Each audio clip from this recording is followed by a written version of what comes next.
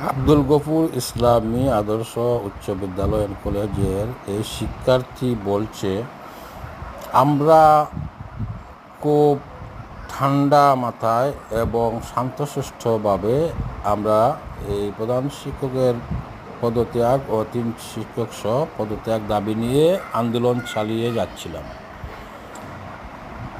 আমরা এই বিদ্যালয় থেকে যখন আমরা রাস্তায় বের হই, তখন কিছু দুর্বৃত্তরা তাদের মুখ বেঁধে তারা এসে আমার সহকর্মী সহসাথী ভাইকে ছুরি দিয়ে আঘাত করে এবং আঘাত করতেই থাকে।